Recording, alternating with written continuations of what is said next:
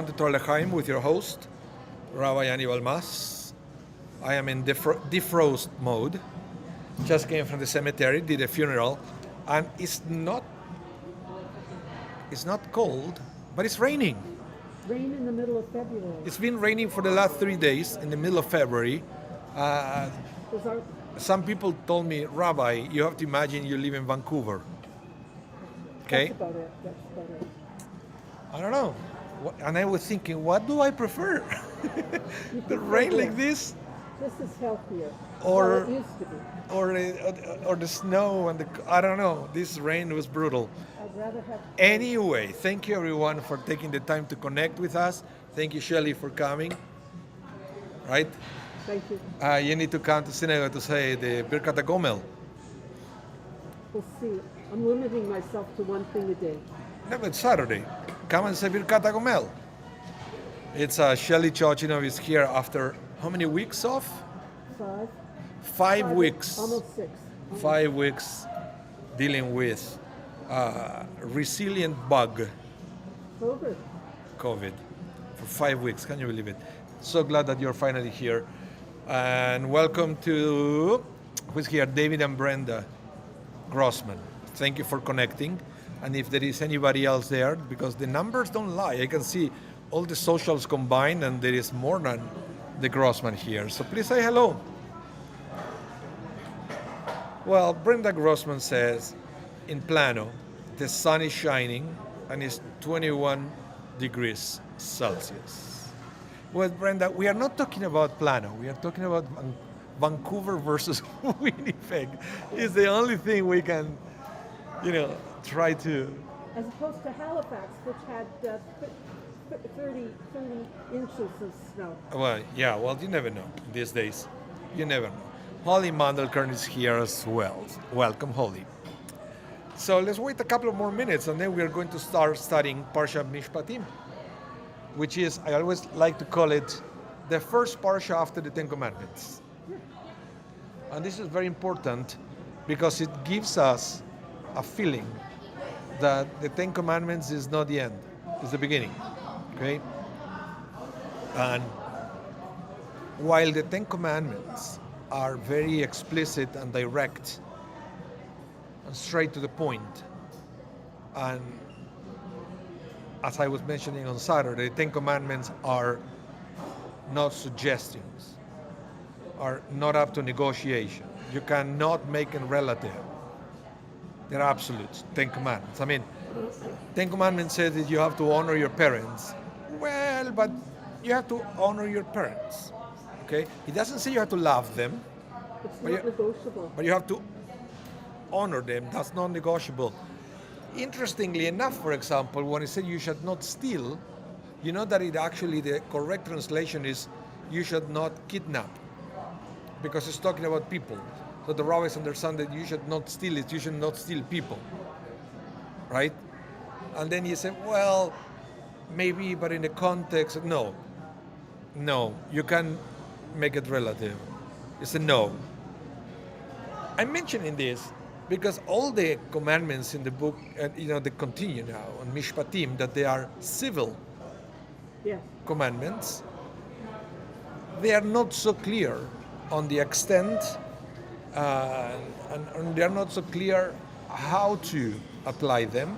So there is more room for interpretation here. These are the things that you will go to yeshiva and to study and to discuss. All these civil laws, things that, who is here? Randy's here. Thank you for the joke you sent me, Randy. It was very funny. I'll share it with Shelley after. Judge Pollack is here in Palm Springs.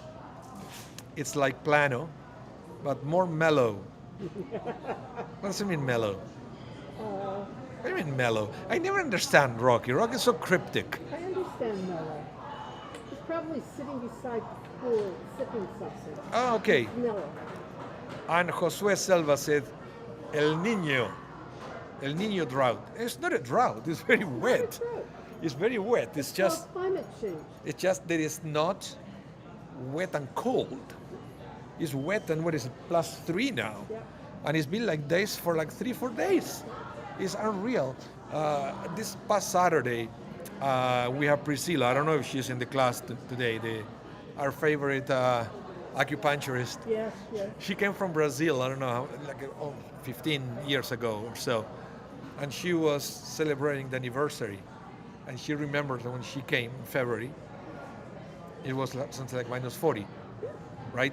And she came to synagogue to celebrate her anniversary for immigration, and it was plus temperature. I said, what's going on? Brenda Grossman said, is it slippery? Yes. It wasn't slippery today. It was just like a Because soupy. It's covering the ice that was there, which is gradually, but by tonight it'll be slippery again. Yeah, there are places that the ice and snow are totally gone. If you see here, we still see snow because there are a lot of shadows from the building here in the yard. But if you go to open places like parks and things, some places the snow is gone. My garden. It's gone. I don't know. I mean, for me, I won't complain unless mosquitoes start waking up, Could be. or wasps or something like that. I don't know. Don't say that. I don't know if they are going to react. How do animals react to this? The one that sleep during the winter. Usually the sunlight, hours of Sunlight, light and dark. but not temperature. But I don't now, know. because it's been so great for such a long time, it could disturb their cycle. Anyway, I don't know. so let's study. Let's study this week's parsha. That's why you guys are here. So it's Mishpatim. We're going to continue with more commandments, except that they are not going to be on the spiritual category of the revelation. Okay.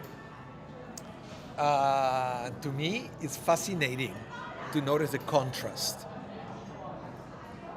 The contrast between the spirituality of the revelation, right, and the down-to-earth Basic. things that we are going to study in this parsha. So, yeah, I want to go. Let's get to it, and you will see exactly what I'm talking about. After we study the revelation and God spoke, and they saw the words. How? They said Ra'u et hakolot. They were able to see the words. Well, unless they have subtitles or something. Well, that was a different movie. We don't really know what it means. Usually my interpretation is that sometimes the problem with communication is that when we are talking to each other, we are trying to imagine, to understand the concept, right?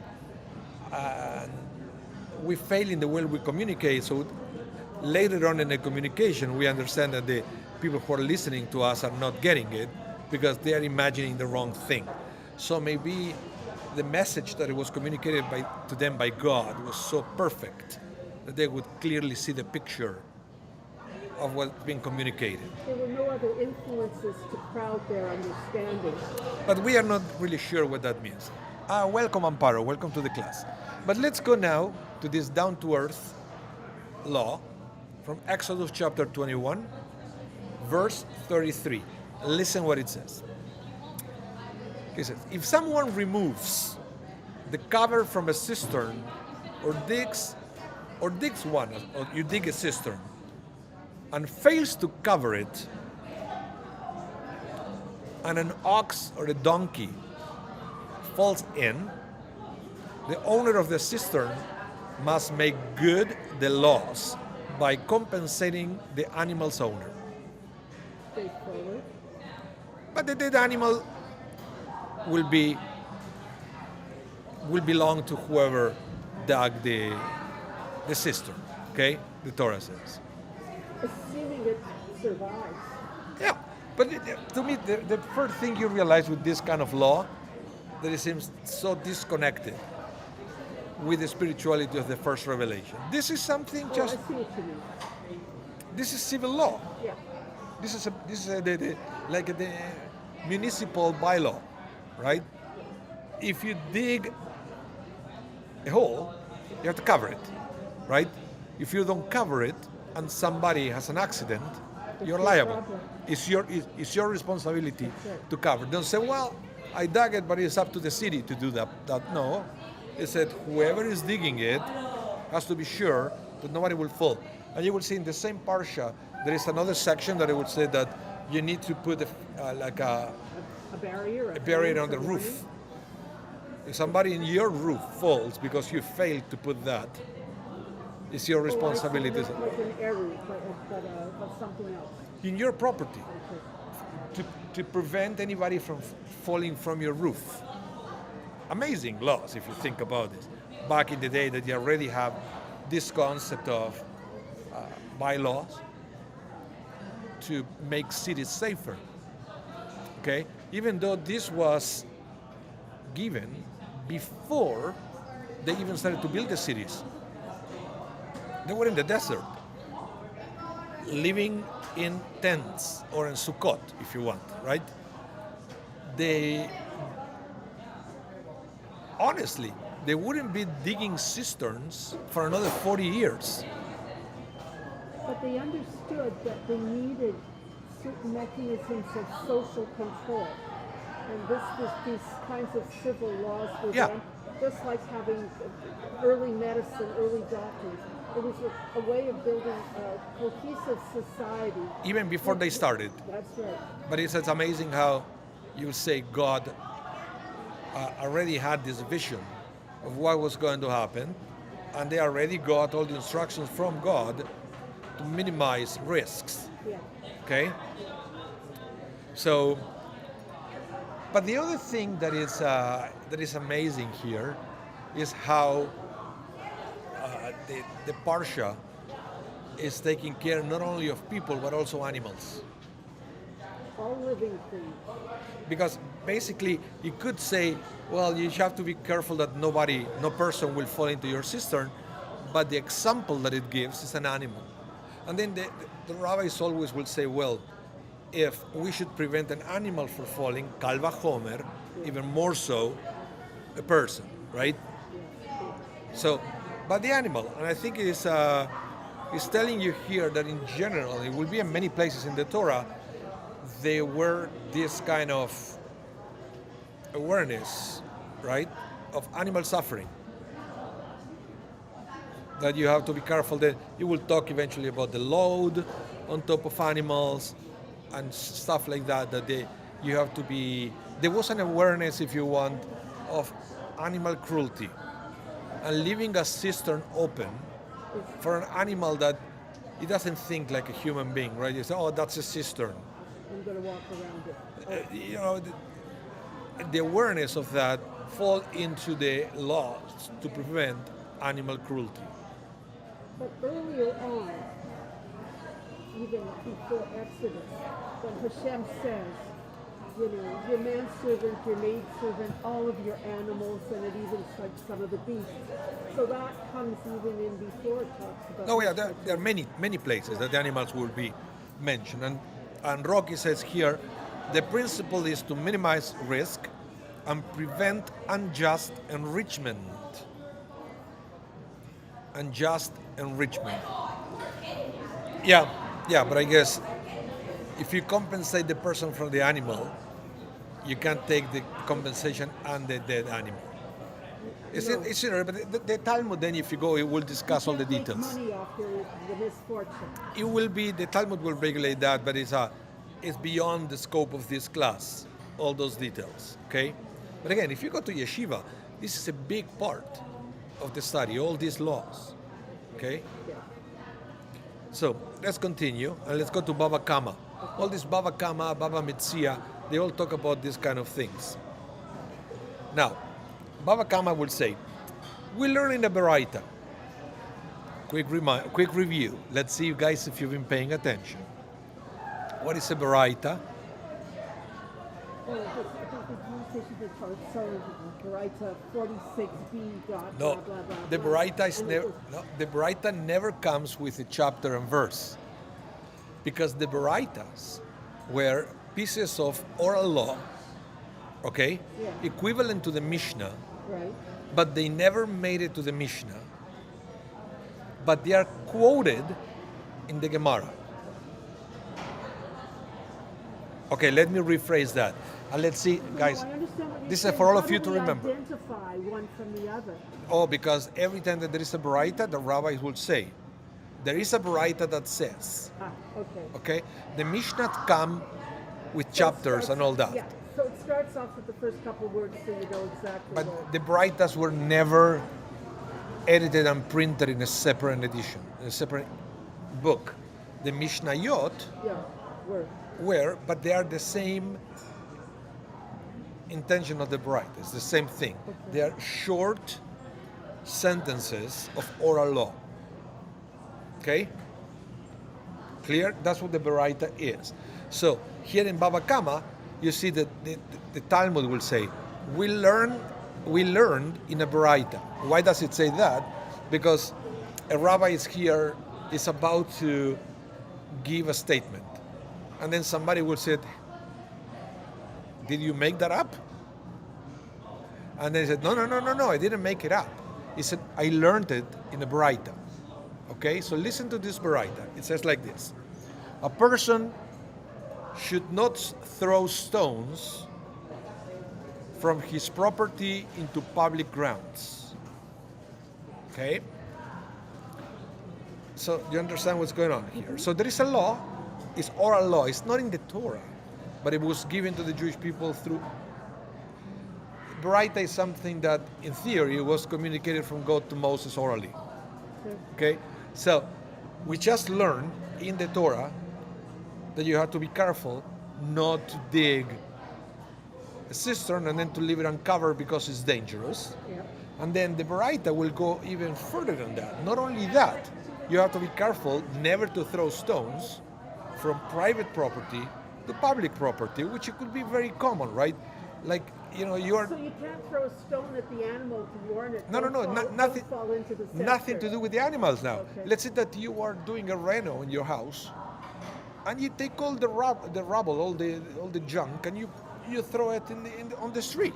You know that in this day that's illegal. So you need to bring these You should companies. tell that to my neighbors. Well, you're supposed to rent a container. You dump everything there, they dump it, and then they will take it away. So the Baraita already said that 2,000 years ago. The Baraita said a person should not throw stones from his property into public grounds. But now listen to this story. It happens that a person was throwing stones from his property into public domain. Okay? Somebody was violating this Baraita. A pious man, what is a pious man?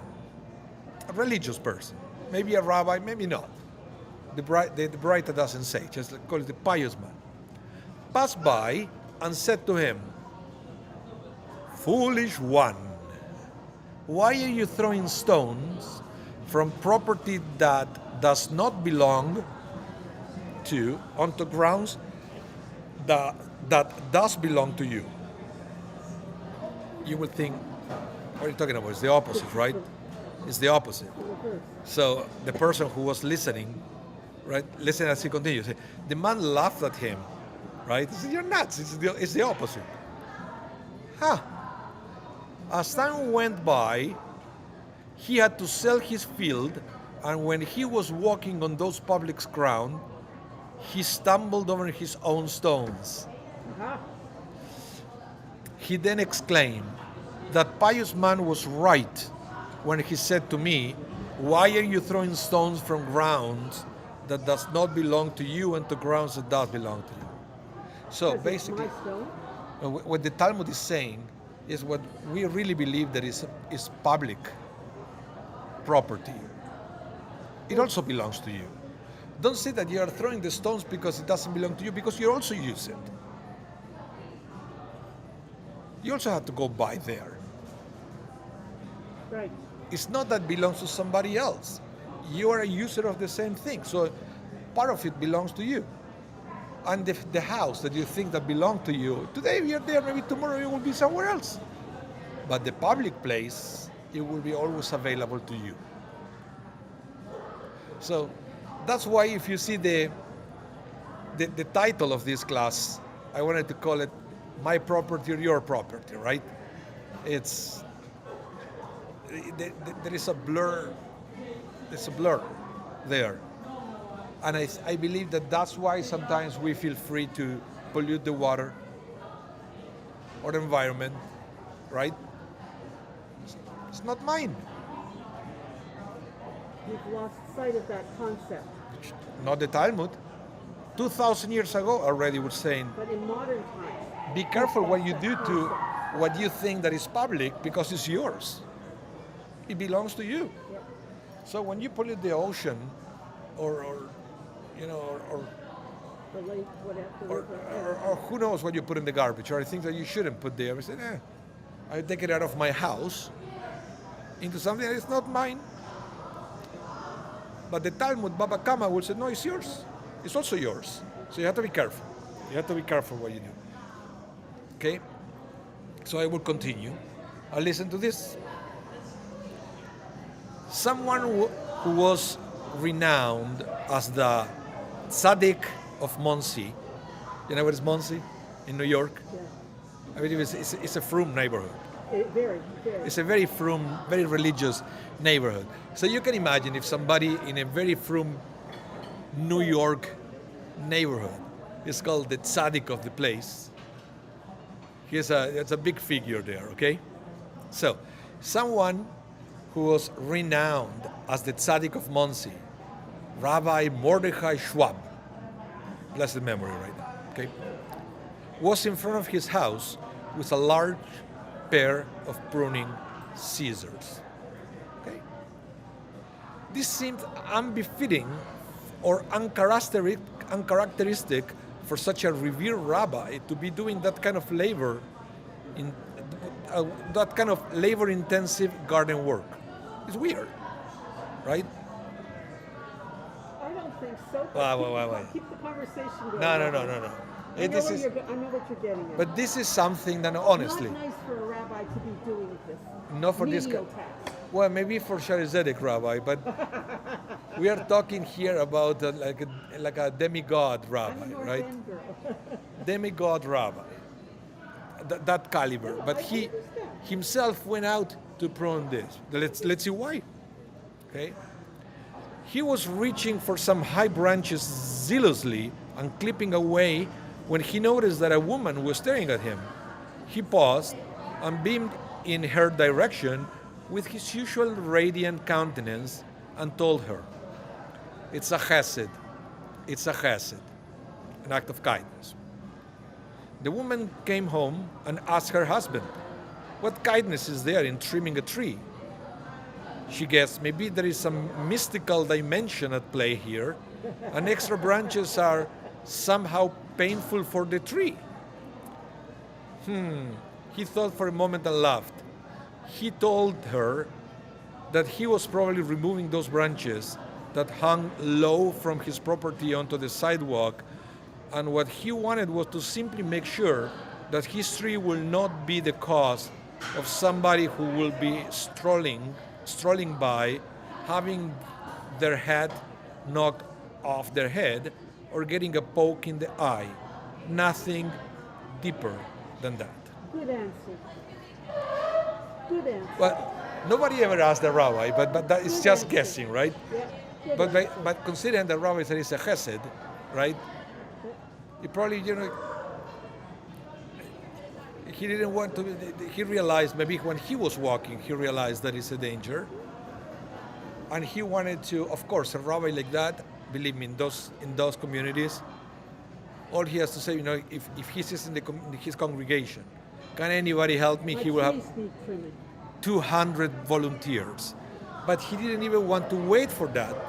And he wanted to do it as soon as possible because that's how we should all react We show by example. if there is a danger We show by example. to somebody else.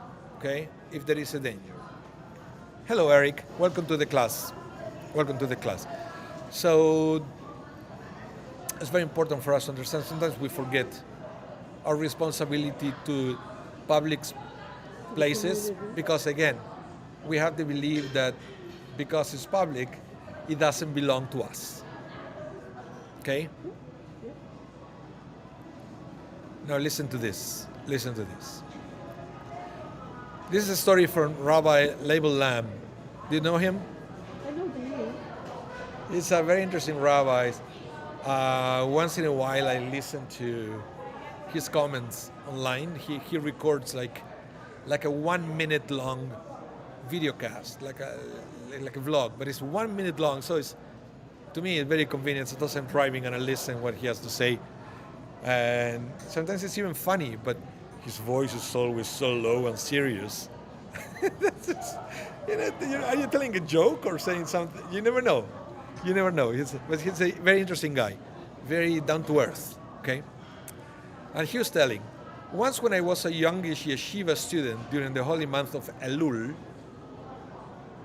the last month of the year before the holidays, which is the prelude to Rosh Hashanah and Yom Kippur, I was wearing a rather sour look on my face. It happens. Right? One of the rabbis approached me and asked me what the problem was. I said, Elul, Rabbi. Elul, what means so much to do, and Rosh Hashanah is around the corner. Thinking that will be enough of a justification for the extra serious face, he told me, Elul is what's going on in your heart. That's the private domain. Okay? Your face, though, is the public domain. It's what people can see. So Pirkei Avot says, greet every man with a pleasant and interested face. So what I wanted to bring this, because now we are taking the story of the cistern and the stones throwing as a metaphor, right? As a metaphor that there are other things that they are public and private, and we don't even realize about. And the world doesn't need to know what you're thinking privately when you walk down the street. It goes more than that, because the same way that they said, don't throw stones to the public place because somebody can stumble. Don't dig a cistern because somebody can fall, right? You have to be careful of what your face says, because people can stumble into that. You walk around with a sour face, right? And somebody say hi to you, and you go, hi. Yeah. Now you're ruining. It's true. Now It's very true. you ruined their day, right? Because now the person said, did I say something that offended this person? No, it's something going on. But so there is this. Hello, Jerome. Hello. Welcome. Hi, Felix. Hi. You missed only 33 minutes of the class. What can I do? Nothing. Leave the room.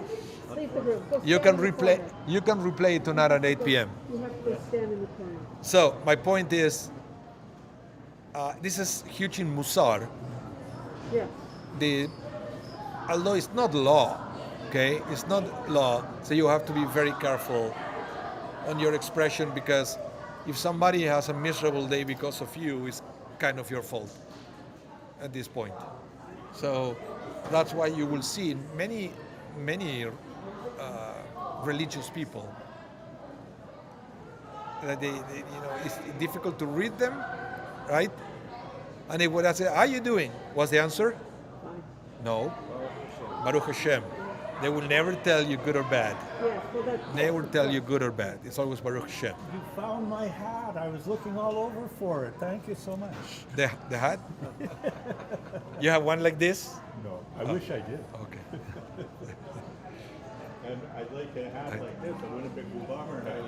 So that would say that if you can, smile. If you can, smile. I said, but Rabbi, isn't that faking it? Yeah, it is. There's a flip side to that. But it's a chesed to other people. There's a flip side to that.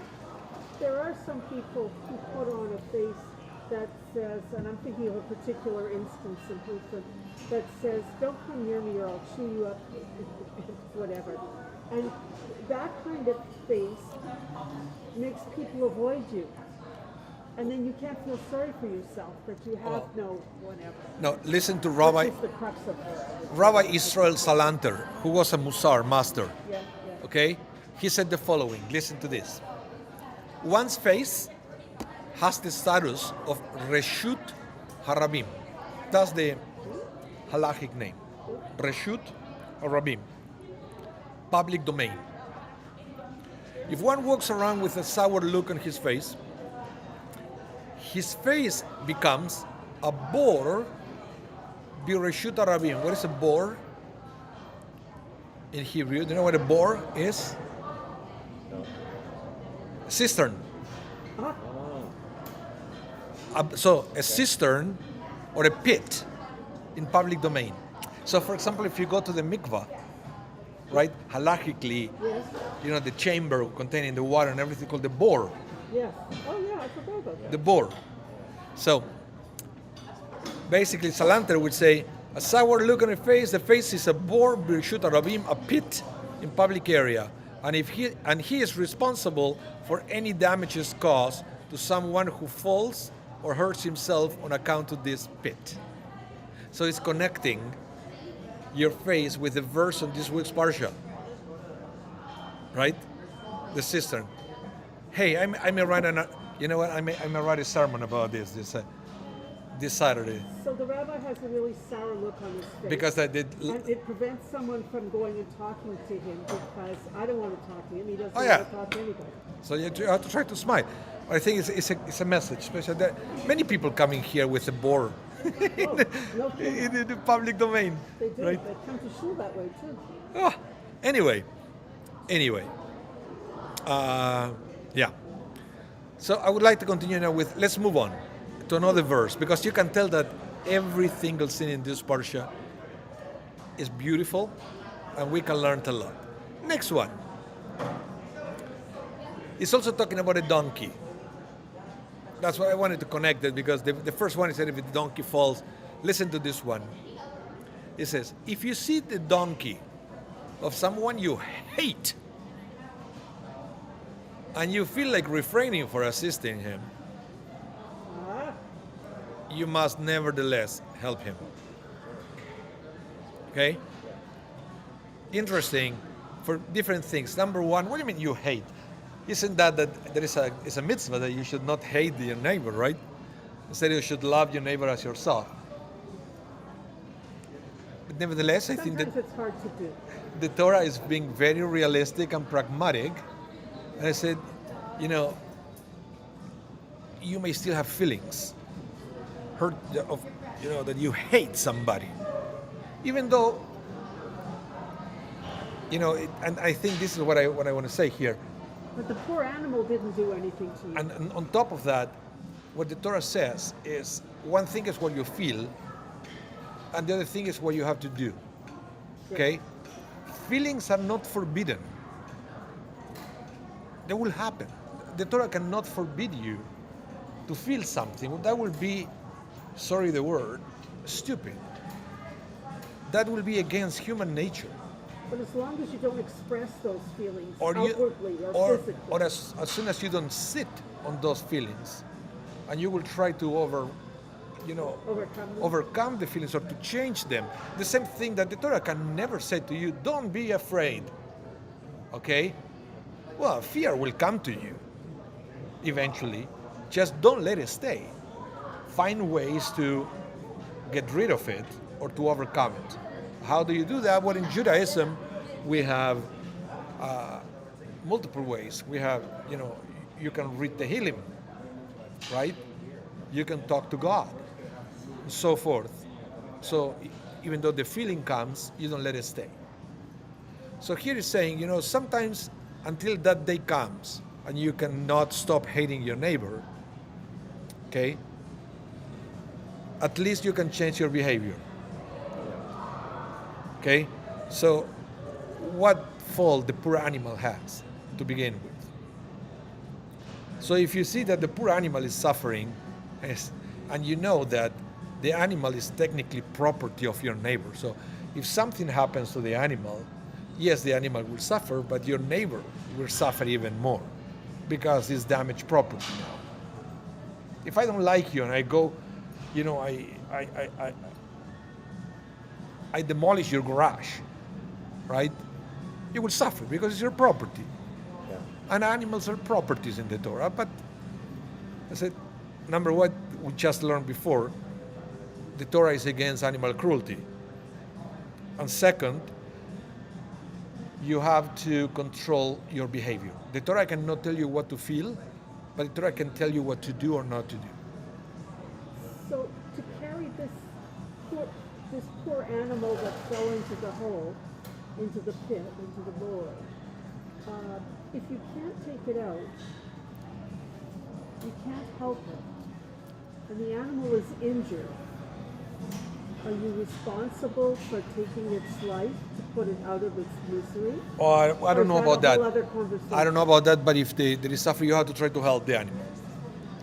And then again, this is the beginning. This is the tip of the iceberg. That's what I thought. Because even if you do something to help the animal and you have to use your resources, you have to be compensated for everything you do.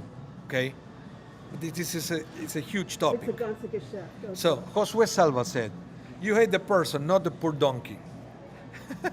He said, "Remember Bilam?" Yes. And Oh, he said, of course. and he said, "Still, it was his wife." You know what he means with that? There's a midrash that said that Bilam's donkey was his wife. Yes, I remember that wife. story. I remember that. I will leave it there, and please don't use too much your imaginations. You can imagine, but not too much. Okay, so let's continue with this. Okay, I think you got the point. You got the point. Now let's read about what Hizkuni says about this. Okay, you are warned not to remain inactive when faced with the animal's distress, even if its owner is your enemy. Okay? This interpretation is also hinted at in Rashi's commentary on Deuteronomy 13:9, where he emphasizes that one's enemy is exempt from the commandment to love your fellow man as yourself. Okay? So basically it says that in case of war, they love your neighbor. It's different, right? Yeah, yeah. It's different. But it says, beyond that, forget about your neighbor. Now it's all about the animal. And the animals have feelings, the animal has to be taken care of. And if you see an animal in distress, doesn't matter if it's yours, doesn't matter if it belongs to somebody else you like, or if it belongs to somebody else you don't like. Your obligation is to help the animal. So you have to understand that many times the Torah will give as an example the lowest possible scenario. An animal that belongs to a person that you hate. Why is that? Because that covers all of the above. If I already say that, then the Torah doesn't have to come back and to say, if you see an animal of somebody who you do like, or if it's your animal, right? Yeah. If I tell you that you have to do it for somebody who you hate, even more so with somebody who you don't hate, even more so with somebody you love, even more so with your animals. Yeah. So always pay attention to this, how the way the Torah gives examples, sometimes with the lowest possible scenario, so it includes all of the above, because that principle is used a lot by the rabbis. Good. Good that you get that one. Let's continue. Okay, let's move on to another verse. Okay. And I like this one. And it's about lying. Okay? It's about lying. Prevaricating. Sorry? Prevaricating. Can you lie in Judaism? No? Yes, you can. Oh, well, there's the whole thing about a little white lie to save. Yeah, we're going to study this. To save. We're going to study this. We're going to study this. Yeah, it's not. The Exodus 23:7 says, keep away from lying. Doesn't say do not lie. Keep away from lying. Take distance from lying. And do not cause the death of the innocent and righteous, for I will not justify the wicked. Okay? So basically, there are two different things. Keep away from lying, and then the Torah, just in case, you will include the case where a lie can cause somebody else's death. For example, lying in a trial. Yeah, yeah, Right? yeah. So, but this opens the door and say, okay, So why isn't the Torah explicit and say you should not lie? And then it will include all the cases, right? Why? Listen to this. Listen to this. In the Torah, it says, keep far from lying. The rabbis make a point of teaching that the text says, keep far from lying and not, do not lie. They explain that there are times when lying is acceptable. This usually involves, number one, making peace. We are going to see an example in a minute. Number two, protecting someone's life or property. Hey, somebody comes into your house, is running away from an assassin, okay? Somebody knocks and says, please help me. Somebody's trying to kill me. Yes, come in. You close the door. A minute later, another knock. You open. Somebody with a gun. Is so-and-so here? No, I didn't see anybody. If the Torah will say you should not lie, you will have to say, yeah, sure, it's in the bathroom. Right? So if somebody comes, in that case, of course you have to lie. You are protecting a life. So it's telling you here that protecting a life as a value ranks higher than telling the truth. Okay? And then the same also says sometimes you're allowed to say a white lie to protect someone's feeling. Right? Yes, dear, it looks lovely on you. I didn't say it, but you got the point. Somebody said, how do I look? Oh, it's amazing. Right? The opposite will be, your spouse come back to the house after going to the salon. And the first thing you said, oh, was it closed today? Never say that. You'll sleep on the floor. Even if that's what you think. You'll sleep on the floor for the rest of your life. Yeah. So these are okay. Guys, let's go back to this. These are general principles, but the details are very difficult. Okay, so most of the time, it's not clear when you can lie and when you cannot. Most of the time, it's not clear. Okay, Rocky Pollack said, so Torah draws the line at the lie that causes a wrongful punishment. For example, Rocky, can you give me an example?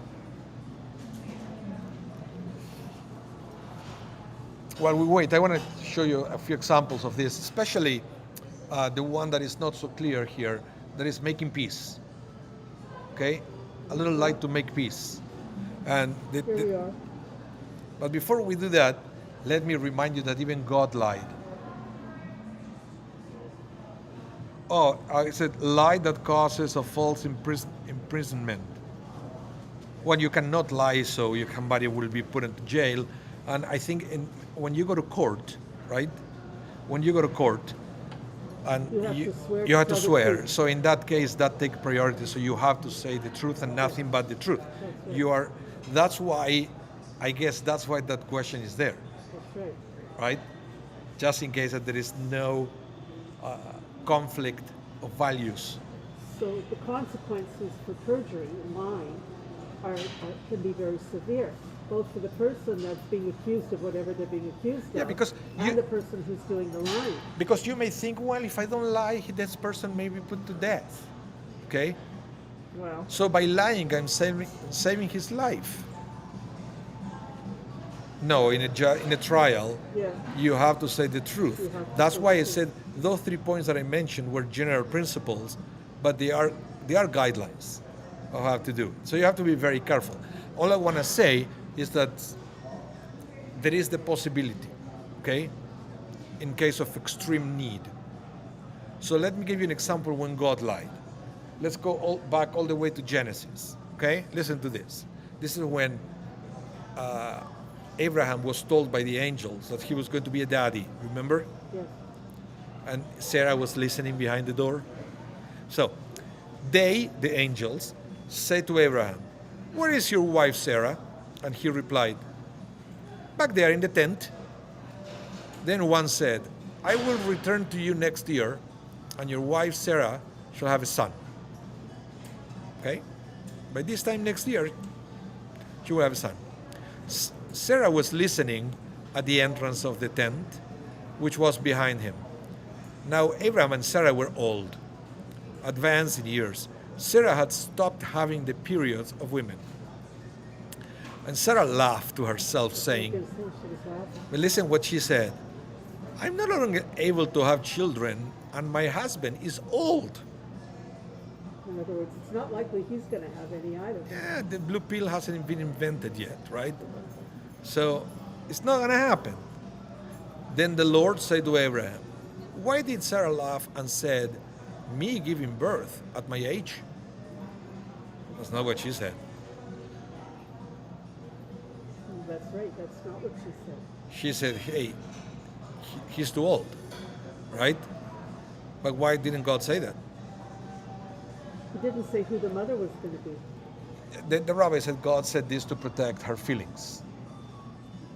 He didn't have to share that information because that will create a fight between husband and wife.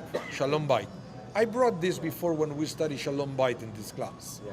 But it's important once in a while to remember how important it is to preserve the peace. Sometimes you can get a white lie here and there. Let me give you another example of a white lie.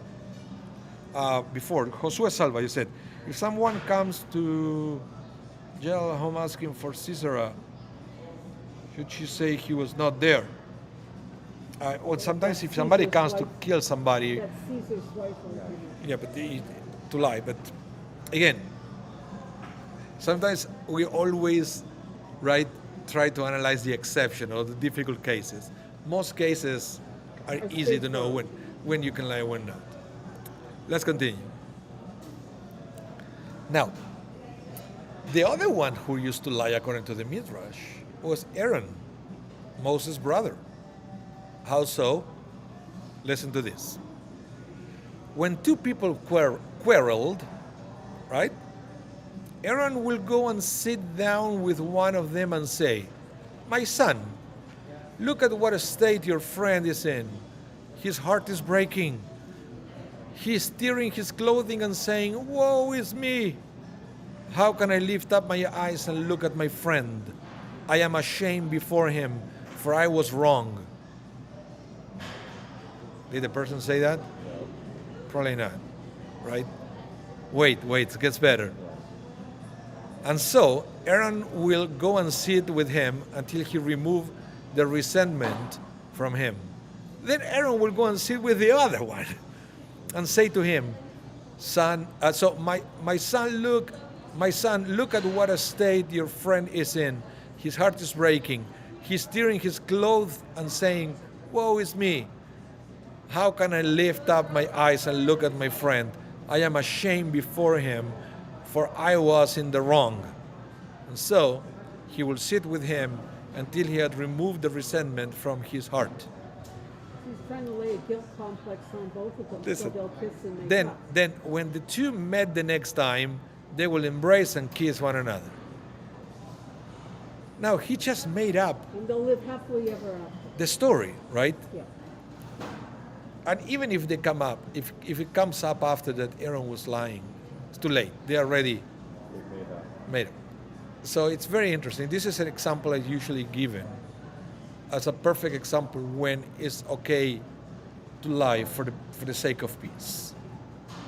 Okay, to make peace between two people. I don't think most of us are qualified as Aaron was. So we have to be very careful, because sometimes if you're not careful, it could backfire. Just put it up there. Know what's in somebody's heart. And Just it's put it very hard to up know. there. Don't shoot the messenger. I'm quoting other rabbis. Next. And yet, one more verse. Now we are going to chapter 24. Okay? Listen to this. This is one of the most famous phrases in the Torah when it says, then Moses took the record of the covenant and read it aloud to the people. The commandments. Moses read it to the people. And they said, what did they say? Na'aseh v'nishma. They said, all that God has spoken, we will faithfully do. Okay? Na'aseh v'nishma. This is when it was said. This is when it was said. And it's interesting because it's towards the end of the parsha. And this basically involves all the spiritual laws, let's put it that way, and all the civil laws.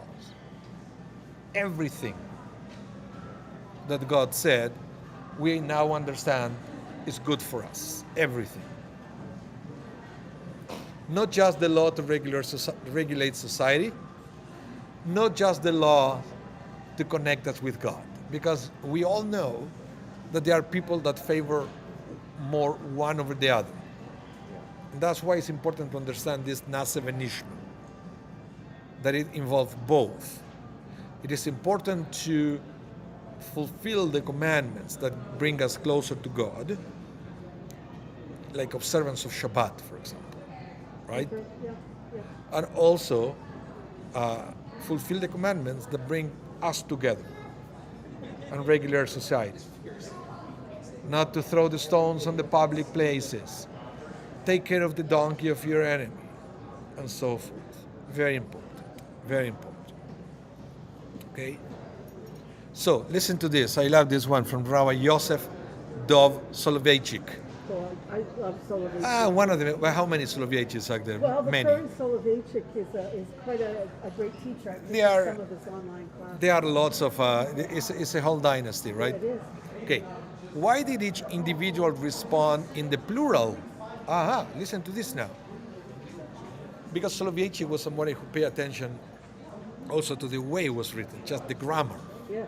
Every letter is important here. Not only every word, every letter. He asked, look at this. Why did each individual respond in the plural? Na'aseh v'nishma. We will do and we will hear. If the Torah is talking about each individual, then the grammar is wrong. And the Torah is the Well, listen what he said. More correctly, each person should have said, E'eseh ve'eshma. That's correct Hebrew, proper Hebrew. I will do and I will hear. Even though everybody said the same thing, each one of them said, I will do, I will hear. How could they speak for everyone else? And he answers, because everyone made two commitments. Okay? One commitment was to personally observe the Torah.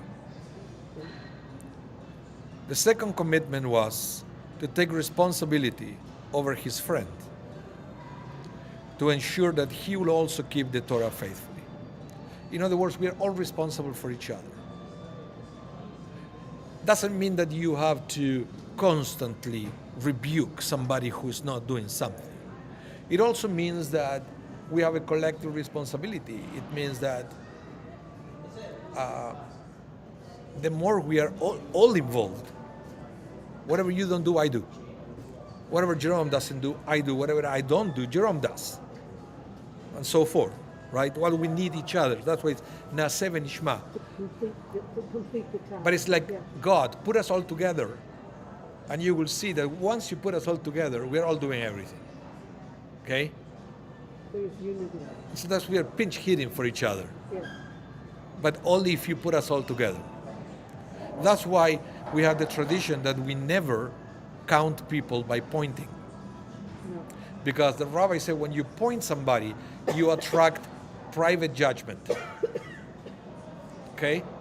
So we get away from this principle that God is taking us collectively. And now you're putting too much attention in one person. And then nobody can escape or nobody can be victorious in a one-on-one trial from God.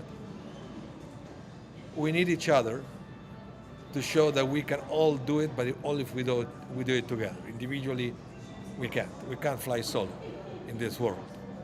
Hello, Robert Didich. What? They just learned your name. From whom?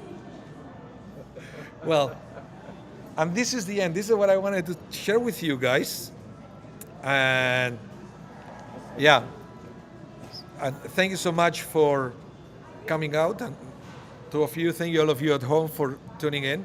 And just a quick reminder that the class will be rebroadcasted tonight at 8 p.m. Central Time. So, okay, so if you missed anything at the beginning, don't worry. You have the chance to replay the class tonight at 8 p.m. Central, where, when you can recatch it, okay? And So it's an open book exam, so they don't have to worry. thank you so much. Have a wonderful rest of your day. If you're in Winnipeg, go enjoy the weather before it changes again, or not. Because, I don't know, forecast said for 2 days, oh, we are going to have snow. Just rain. Thank you, guys. We need to. Have a good day. Thanks, Rabbi. See you soon. Bye. I remember in the